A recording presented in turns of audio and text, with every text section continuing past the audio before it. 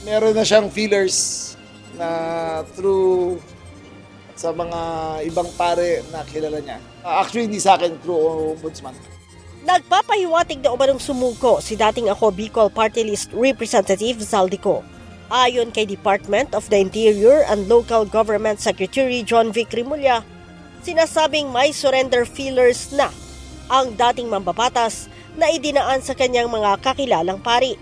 Gayunman, nilinaw ng kalihim na hindi pa beripikado ang impormasyong ito. Not exactly, parang nagpapakonect na gustong ng dialogue sa amin. So, pero of course, that's not verified. Parang nagsabi pa lang, sinabi ng kaibigan na pinaparating. Sa kabila nito, iginiit ng kalihim na siniseryoso ng pamahalaan ang anumang pahiwatig na pakikipagdialogo ng dating mambabatas. Siyempre, we take them seriously. Yung gusto makapag-dialogue, kakausapin namin yan. Pero kung bribe, wag na. Huling na monitor si Ko sa Portugal kung saan mayroon na umano itong Portuguese passport.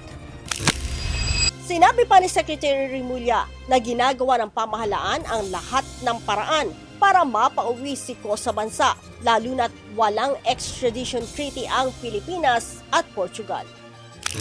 Dati kasi, ang Portugal ay may golden visa program. So, mag-invest ka ng so many $100,000 of dollars, bibili ka ng bahay.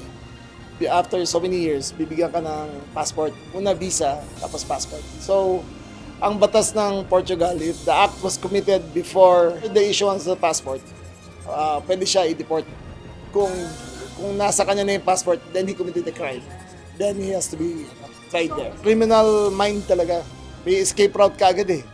Ayon naman sa Department of Justice, walang magiging epekto sa kinakaharap na reklamo ni Ko ang pagpapahiwatig na nais na niyang sumuko.